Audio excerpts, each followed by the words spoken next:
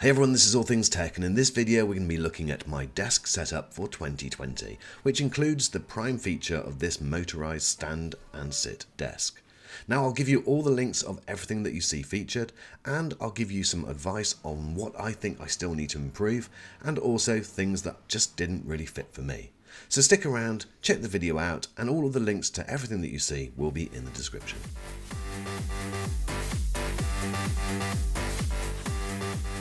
So if any of you want to check out these products for yourself, then there's a link to my website in the description. All of those products that are featured within this video are listed there, and so that you'll be able to check them out and check the latest prices yourself. Okay, so my setup originally was very straightforward. It was two sets of Alex drawers from IKEA and then the Linman desktop above. Now I had a few different areas which I really didn't like. The area to the right of the desk, which was where I had all of my batteries charging, that just stayed messy and looked terrible all the time. There was a bin in the corner as well. And then as you went around the other side, that's where I had my Bose sub, and there was a power cable, lots of wires, so I really wanted to sort all of this out.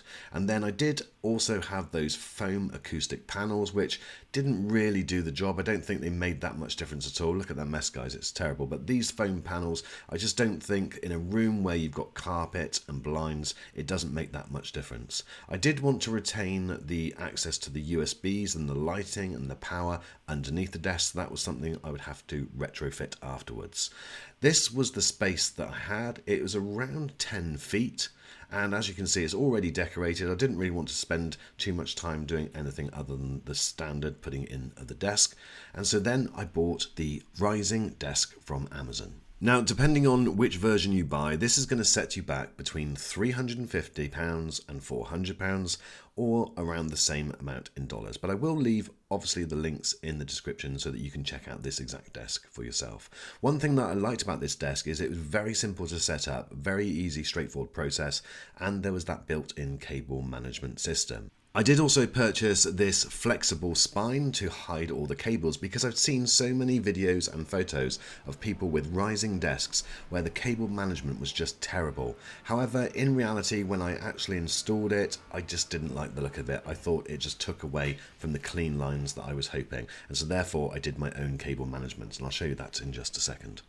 So I purchased these neat little 3M cable ties, and they just then went all around the legs and underneath of the desk to hold all of the cables in place so that they were as hidden as possible. And I think they did a really good job. Again, I'll leave the links in the description. Now, probably the most costly change for me this year is the upgrading of my 2014 MacBook Pro, which was on its last legs. It did a great job for all these years, but we've now upgraded to the latest 16-inch version.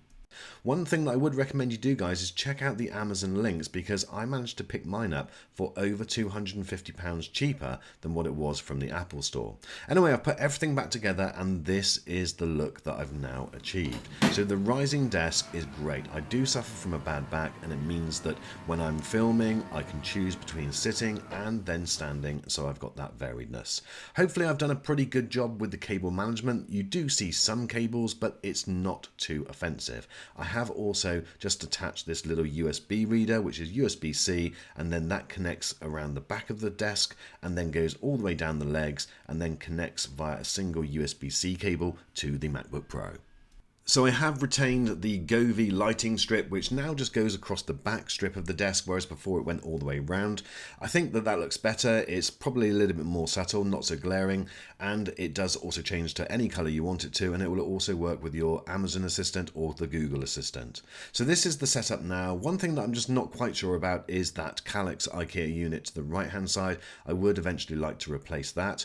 I really love the chair. I think it's a great looking chair. However, I did need to invest in that cushion because the chair was just too hard. Being that mesh type of surface, it was just too hard to sit on for any length of time. So this memory foam cushion cost me around £20, quite expensive, but definitely I'd recommend you get one of these because it will improve the comfort. So I've tried to keep the matte black effect. On the desk itself, I've got my Ember charging coffee cup, which will keep my coffee at the correct temperature. Obviously, over on the right hand side, my charging station is my MacBook Pro. I've got my Rode microphone, which I just pull across when I'm using it, and I've got that Hue light.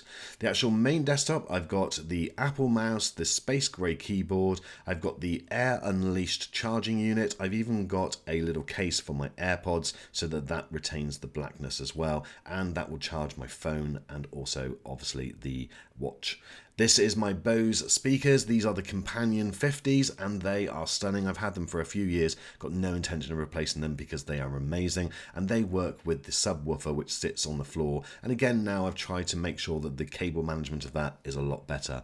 One thing that I really would recommend to you guys is this mat. It's a leather mat which sits on the desk. It means that you can operate it as a mouse mat as well, and it's very, very comfortable. It stays nice and warm, and I think looks the business. So my friends, that's my 2020 matte black desk setup tour. I hope you like it. Leave a comment and let me know what your thoughts are. Also, feel free to link to your own setup. I'd be really happy to see that, or tweet it to me on Instagram, whichever. But guys, I'll leave a link in the description to my website, and that will have all of the links to all of these products and everything with the cost of what it costs me. So if you are planning your own, then you can get an idea of the budget that you need. Thanks as always, my friends, for watching this video. Please feel free to like, share, and leave a comment, and I'll see you on the next one.